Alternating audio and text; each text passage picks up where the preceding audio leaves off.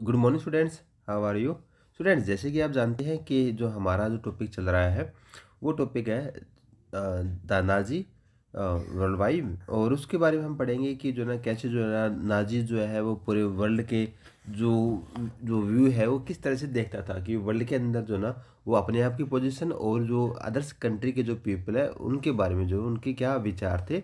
और हम कह सकते हैं कि यहाँ पर जो नाजी के जो विचार है या फिर जो हिटलर के जो विचार है वो पूरी उस नाजी पार्टी के वैसे ही जो हमारे थॉट रहेंगे। तो आज हम देखते हैं कि जो ना किस प्रकार जो ना हिटलर ने जो ना अपनी आइडियोलॉजी से जो ना अपने वर्ल्ड को कैसे जो इफेक्ट है उसने डाला। जो नाजी लोग थे यानी जो हिटलर के फॉलोअर्स थे उनका पूरे विश्व के प्रति क्या नजरिया था।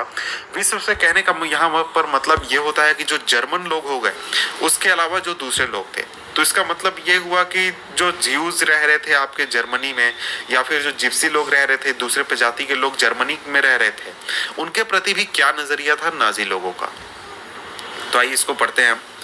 तो देखिए जो क्राइम्स किए गए थे नाजी लोगों द्वारा, यानी कि जो हिटलर के फॉलोअर्स थे उन्होंने बहुत सारे लोगों को मारा था, बहुत सारे लोगों की हत्या की थी, इतने सारे लोगों की हत्या की थी।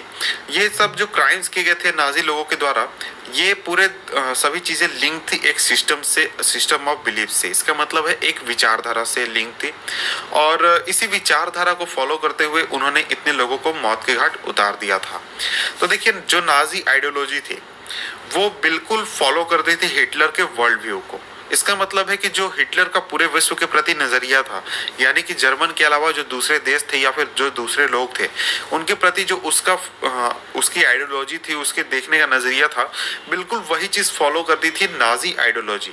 यानी कि पूरी जो नाजी आइडियोलॉजी थी, यानी नाजी लोग जो थे उनकी जो पूरी आइडियोलॉजी थी वो हिटलर के सेट ऑफ बिलीफ्स को फॉलो करती थी। इसके मुताबिक यानी according to this there was no equality between people. तो हिटलर के वर्ल्ड व्यू के मुताबिक पूरे वर्ल्ड में रहने वाले जितनी भी नस्लें हैं, यानी जितने भी रेस हैं, उनके बीच में इक्वालिटी नाम की कोई चीज नहीं है, बल्कि उन सभी के बीच में एक रेशियल हायरार्की है। यानी कि एक नस्ल जो है वो सबसे मजबूत है या फिर वो सबसे ऊपर रहेगा, और एक नस्ल सबसे कमजोर है या फिर वो सबसे खराब है तो वो सबसे नीचे रहेगा। तो इस तरीके के वो सोचते थे। तो अब यहाँ सोच रहे होंगे कि आखिर ये नस्ल क्या होता है। तो नस्ल में आप सिंपल समझ सकते हैं आर्यन, आर्यन रेस ये एक तरह का नस्ल है।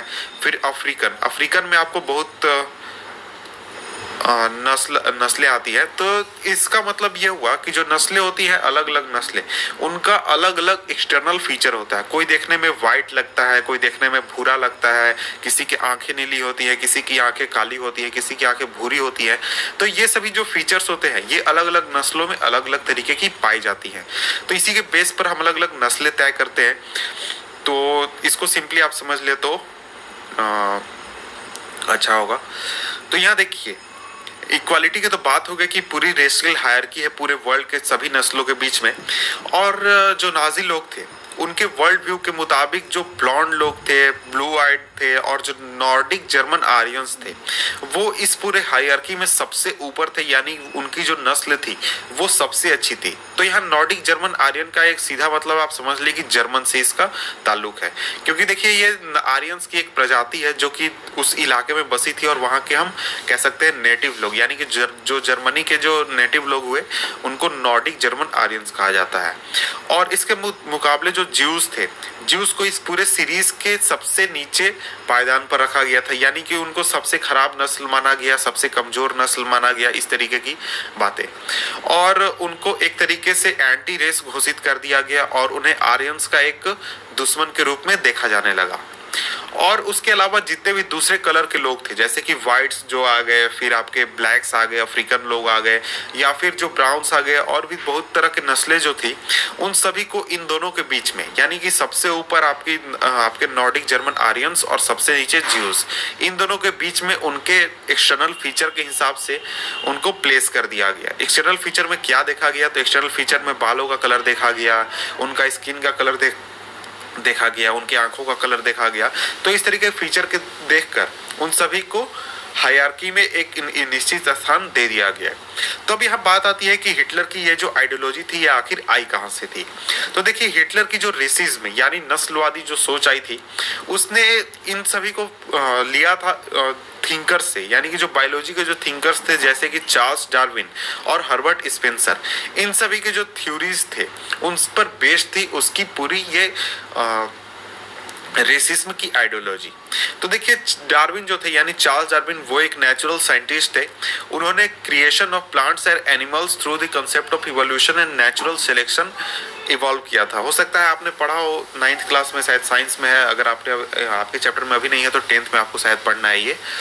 तो देखिए, इसमें ये होता है कि डार्विन ने ये कहा था कि जितनी भी प्रजातियां हैं पूरे विश्व में, चाहे वो पौधे हो चाहे वो एनिमल्स हो, वो सभी खुद को हमेशा इवॉल्व करते रहती हैं बदलते मौसम के अनुसार, यानी कि बदलते जो क्लाइमेट कंडीशन है उसके अनुसार, और उसमें से जो सबसे अच्छा होता है वही सरवाइव करता है और जो कमजोर होता है वो नष्ट हो जाता है।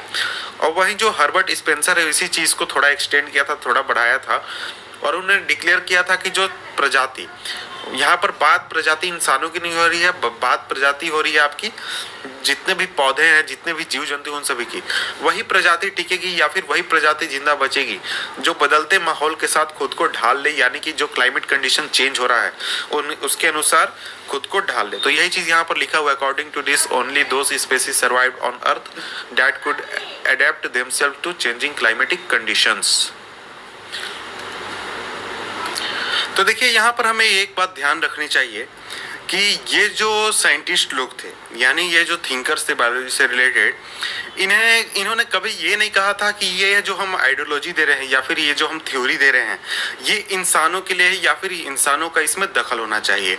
उन्होंने ये सिर्फ कहा था नेचुरल प्रोसेस ऑफ सिलेक्शन के बारे में, यानी कि जो प्रकृति है उसके बारे में। और ये उन्होंने बात की थी कि दुनिया में रहने वाले जितने भी प्रजाति हैं, चाहे वो जानवर हो चाहे इंसान हो या फिर कोई भी दूसरा प्लांट का प्रजाति हो, लेकिन जो उनके आइडियाज थे उन सभी को यूज कर लिया गया रेसिस्ट थिंकर्स द्वारा, यानी जो नस्लवादी सोच रखने वाले लोग थे और जो पॉलिटिशियंस थे उनके द्वारा भी यूज किया गया, क्योंकि वो इंपीरियल रूल बनाए रखते थे दूसरे लोगों के ऊपर। जैसे कि जर्मनी का आप एग्जांपल ले लें, जर्मनी ने यानी कि जो नाजी लोग थे उन्होंने इस आइडियोलॉजी को इसलिए अपनाया क्योंकि उन्होंने दूसरे रीजन्स को भी कैप्चर किया हुआ था।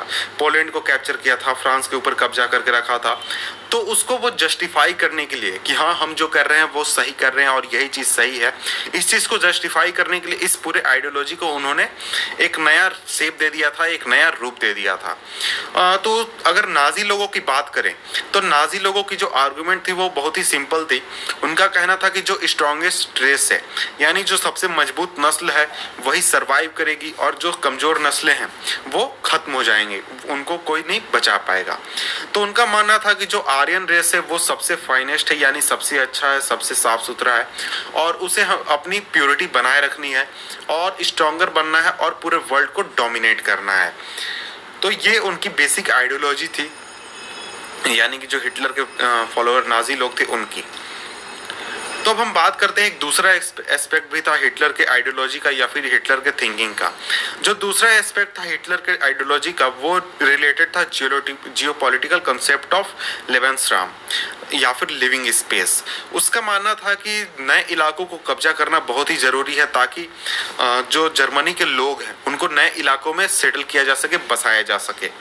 तो उसका मानना था कि ये जो एक्शन है यानी नए इलाकों को कब्जा करना, ये इन्हेंस करेगा मदर कंट्री के रीजन को भी, यानी मदर कंट्री जो है उसकी एरिया में भी बढ़ोतरी होगी और उसके अलावा जो सेटलर्स लोग हैं यानी कि जो जिन लोगों को नए इलाकों में बसाना है उन लोगों को अपने मदर कंट्री के साथ खुद को जोड़ने में किसी भी तरीके की परेशानी नहीं होगी।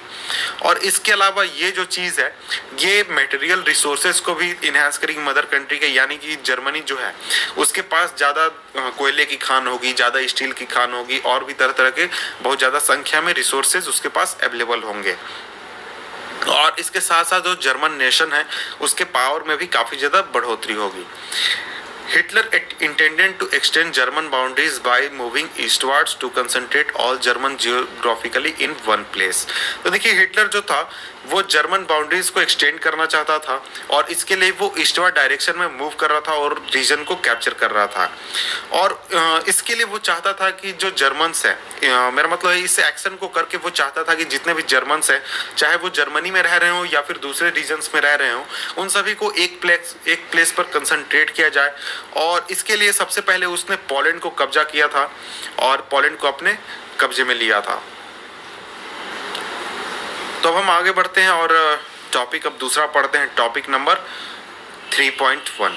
टॉपिक 3.1 है establishment of a racial state, नस्लवादी एक राज्य की स्थापना। इसको पढ़ते हैं अब हम कुछ।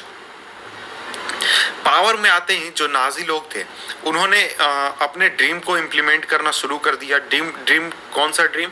तो वो उनका ड्रीम था कि वो एक ऐसा रेशियल कम्युनिटी बनाए जो कि सिर्फ प्योर जर्मन्स सिर्फ वहाँ पर रहे और इसके अलावा जितने भी दूसरे अनडिजायरेबल लोग थे, अनडिजायरेबल से कहने का मतलब है कि जो जर्मन्स नहीं थे, यानी कि जो नॉर्डिक जर्मन आर्यंस नहीं थे, उन सभी से, तो उन सभी को वो फिजिकली एलिमिनेट कर देना चाहते थे अपने रीजन से जहाँ पर वो रह रहे थे इन द एक्सटेंडेड एम्पायर। यानी जिन रीजन्स को वो कैप्चर भी कर रहे थे वहाँ से भी वो खदेड़ दे रहे थे। जो नाजी लोग थे वो एक ऐसा सोसाइटी चाहते थे जिसमें pure and healthy Nordic Aryans रह रहे थे और सिर्फ उन्हीं लोगों को डिजायरेबल घोषित किया गया था। यानी इसका मतलब हुआ कि सिर्फ उन्हीं लोगों को वो अपने रीजन्स में बसाना चाहते थे और जो दूसरे कलर के लोग थे या फिर दूसरे लोग थे उन सभी को वो वहाँ से खदेड़ देना चाहते थे या फिर वहाँ पर उनके किसी तरीके से खत्म कर देना चाहते थे। और सिर्फ वही लोग थे, यानी जो नॉर्डिक जर्मन आर्यंस थे, उन्हें इतना काबिल समझा जाता था कि वो ज़्यादा से ज़्यादा अमीर हो और अपने प्रजाति को बढ़ाएं। तो जो दूसरे लोग थे उनसे उनका रोजगार भी छीन लिया जाता था और उन्हें उस रीजन से खदेड़ भी दिया जाता था जितने भी अनडिजायरेबल लोग थे। इसका सीधा मतलब ये हुआ कि वो जर्मन्स भी जिन्हें कि इम्प्योर समझा जाता है या फिर एबनॉर्मल समझा जाता है, उन्हें जिंदा रहने का कोई अधिकार नहीं है। अंडर द यूथेनेसिया प्रोग्राम, तो देखिए यूथनेसिया प्रोग्राम क्या था? यूथनेसिया का सीधा मतलब होता है दया मृत्यु। तो इस प्रोग्राम के अंदर में जो हेलमत के फादर थे, हेलमत का फादर अब कौन आ गया? तो हम शुरुआत में जो पढ़ रहे थे, जिस बच्चे से हमने कहानी की शुरुआत की थी, उस बच्चे का नाम था हेलमत। आपको याद होगा उसके फादर ने खुद को गोली मारकर आत्महत्या कर ली थी। तो उसके फादर ने दूसरे नाजी लोग ऑफिशियल्स के साथ मिलकर बहुत सारे जो जर्मन्स थे जिन्हें कि मेंटली या फिर फिजिकली अनफिट घोषित किया गया था, उन्हें मौत के घाट उतार दिया गया था। तो कौन सा प्रोग्राम था? दया मृत्यु प्रोग्राम, यूथनेसिया प्रोग्राम। अब आगे बढ़ते हैं। अब हम तो देखिए ऐसा नहीं है कि ज्यूज केवल वही एक कम्युनिटी थी जिसको कि अनडिजायरेबल घोषित किया गया था। उसके अलावा भी बहुत सारे अलग अलग कम्युनिटीज थे जिनको भी अनडिजायरेबल घोषित किया गया था। बहुत सारे जिप्सीज थे या फिर जो ब्लैक्स थे जो कि नाजी जर्मनी में रह रहे थे, उन्हें रेशियल इन्फीरियर्स घोषित कर दिया गया था।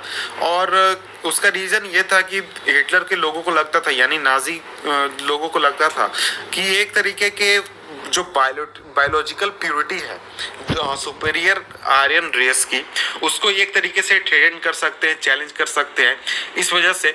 और इस वजह से दे वेयर वाइडली परसिक्यूटेड, यानी कि परसिक्यूशन का मतलब होता है कि पूरे कम्युनिटी के खिलाफ जब आप कोई एक्शन लेते हैं, जैसे कि आप पूरे कम्युनिटी को मौत की सजा सुना दें या फिर मार दें या फिर उन्हें किसी अलग तरीके की सजा दे दें, तो उसे परसिक्यूशन कहते हैं। Persecuted, they were widely persecuted, यानी कि जो लोग रह रहे थे जर्मनी के अंदर भी, जो अनडिजायरेबल लोग थे, उनको भी काफी ज्यादा परसिक्यूट किया गया था। Even Russian and Poles were considered sub human and hence of any humanity. यहाँ तक कि जो रशियन लोग थे और जो पोलैंड के रहने वाले लोग थे, उन्हें भी सब ह्यूमन घोषित कर दिया गया था और उन्हें इस तरीके से कहा गया था कि आपको ह्यूमैनिटी में रहने का कोई अधिकार नहीं है और ह्यूमैनिटी पाने का कोई अधिकार नहीं है। When Germany occupied Poland and parts of Russia captured civilians were forced to work as slave labour. तो जब जर्मनी ने पोलैंड के ऊपर कब्जा कर लिया और रसिया के कुछ हिस्सों को अपने अंडर में ले लिया, तो वहाँ के जो सिविलियंस, वहाँ पर रहने वाले जो लोग थे, लोकल लोग, उन सभी को स्लेव लेबर के रूप में वर्क करने के लिए फोर्स कर दिया गया, जिसमें से ज़्यादातर लोग जो है मर गए। वो क्योंकि उनसे इतना ज़्यादा हार्डवर्क कराया गया था और उन्हें उतना ज़्यादा भोजन में नहीं दिया जा रहा था, इस वजह से वो भूख से भी काफ़ी ज़्यादा संख्या में लोग मारे गए। लेकिन जो ज्यूज थे, यानी जो यहूदी लोग थे, वो उन्हें सबसे ज़्यादा सफ़र करना पड़ा नाजी जर्मनी में। जो नाजी का जो हेडेड था ज्यूज के खिलाफ, यानी जो हिटलर के फॉलोअर्स थे, उनका जो घृणा थी ज्यूज लोगों के खिलाफ, उसका एक रीज़न ये भी था कि जो ट्रेडिशनल क्रिश्चियन थिंकिंग थी, यानी जो क्रिश्चियनिटी, यानी हम धर्म की बात करें, क्रिश्चियन धर्म, उसमें जो ज्यूज है उनके खिलाफ काफ़ी ज़्यादा कठोर विचार हमेशा से रहे हैं। ऐसा नहीं कि नया आया था, वो पहले से भी रहे हैं। उन्हें एक तरीके से देखा जाता था, यानी जो ज्यूज थे उन्हें देखा जाता था क्राइस्ट के किलर के स्वरूप में और असरस के रूप में। असरस यानी कि हम एक तरीके से समझ सकते हैं सूदखोर, यानी जो बहुत ज़्यादा कीमत पर उधार देता है, बहुत ज़्यादा ब्याज पर उधार देता है, उसे असरस कहा जाता है। तो मेडिवल समय के दौरान तक, यानी कि हम 16वीं 17वीं सदी तक हम बात करें, उस समय तक जो ज्यूज लोग थे, यानी जो यहूदी लोग थे, उन्हें जमीन खरीदने का अधिकार नहीं था। वो खुद को जिंदा रखते थे, यानी अपना भरण पोषण करते थे सिर्फ ट्रेड करके या फिर उधार देकर, यानी कि मनी लेंडिंग करके। They lived in separately marked areas called ghettos. वो अलग एरियाज में रहा करते थे अपने कम्युनिटी के साथ, जिन्हें कि घेटोस कहा जाता था। अब यहाँ बात है कि ये घेटोस क्या होते हैं। तो देखिए, घेटोस का मीनिंग यहाँ पर शायद दिया हुआ है। घेटोस का सिंपली मीनिंग आप समझ लीजिए कि घेटोस मतलब एक तरीके का आवास हम कह सकते हैं कम्युनिटी के लिए, जिन्हें कि अपने साथ मतलब लोग नहीं रखना चाहते हैं। इस तरीके के जो आवास होते हैं उन्हें घेटोस कहा जाता है। They were often persecuted through periodic organised violence and expulsion from the land. तो देखिए, उनके खिलाफ जो क्रिश्चियन लोग थे वो हमेशा उनकी हत्याएं करते रहते थे, उनके खिलाफ ऑर्गेनाइज्ड वायलेंस करते रहते थे। और जो उनके घर थे, यानी जो घेटोस जहाँ पे वो रहा करते थे, उन्हें हमेशा खदेड़ दिया करते थे। तो लेकिन जो हिटलर का जो हेडर था ज्यूज के खिलाफ, वो एक तरीके का स्यूडो साइंटिफिक थ्योरीज पर आधारित था, रेस के ऊपर। तो हम एक तरीके से वो मानता था कि ये साइंटिफिक थ्योरीज है ये, लेकिन रियलिटी में वो साइंटिफिक थ्योरीज नहीं थी। उसने तोड़ मरोड़ कर अपने यूज के लिए उसे यूज किया था, इसलिए हम उसे स्यूडो साइंटिफिक थ्योरीज कह रहे हैं। which held that conversion was no solution to the Jewish problem। तो अब यहाँ कन्वर्जन की बात यह है कि जो पहले जो क्रिश्चियन लोग थे वो जो एक्शन लेते थे ज्यूज के खिलाफ अपना विरोध दर्ज कराते थे या फिर एक्शन लेते थे, उनकी हत्या करते थे, तो उसमें एक ऑप्शन था कि जो ज्यूज लोग थे वो कन्वर्ट होकर क्रिश्चियन अगर बन जाए तो उन्हें वो किसी भी तरीके की परेशानी नहीं होगी। लेकिन हिटलर का ऐसा मानना नहीं था। हिटलर का मानना था कि जो ज्यूज प्रॉब्लम है उसको सिर्फ और सिर्फ सॉल्व किया जा सकता है टोटल एलिमिनेशन के जरिए। इसका मतलब है कि जितने भी ज्यूज लोग हैं उन सभी की हत्या कर दो। 1933 से 1938 तक जो नाजीज लोग थे उन्होंने सबसे पहले जो ज्यूज थे उनको डराया, धमकाया और उन्हें पेपराइज किया। पेपराइज का मतलब हुआ कि उन्हें बिल्कुल इतना गरीब कर दिया कि वो आपको मजदूर की स्थिति में पहुंच जाएं।